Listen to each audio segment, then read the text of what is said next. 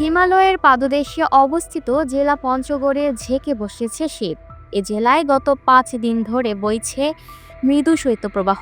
দিনের বেলা ঝলমলে রোদ থাকলেও সন্ধ্যার পর থেকে পরদিন সকাল পর্যন্ত অনুভূত হচ্ছে কনকনে শীত। এতে করে নিম্ন আয়ের সাধারণ মানুষের দুর্ভোগ শুরু হয়ে গেছে।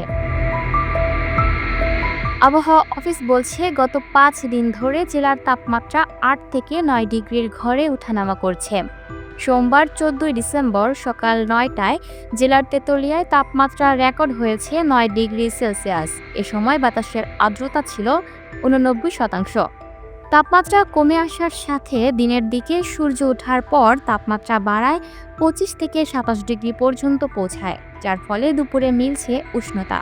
এদিকে উত্তর পশ্চিম দিক থেকে নেমে আসা হিমেল বাতাসে সন্ধ্যা থেকে পরদিন সকাল পর্যন্ত এক হাড় কাঁপানো শীত অনুভূত হচ্ছে। তেতুলিয়া আবহাওয়া পর্যবেক্ষণ কেন্দ্রের ভারপ্রাপ্ত কর্মকর্তা জিতেন্দ্রনাথ রায় গণমাধ্যমকে জানান, গত 5 দিন ধরে মৃদু শৈত্যপ্রবাহ বয়ে যাচ্ছে জেলার ওপর দিয়ে।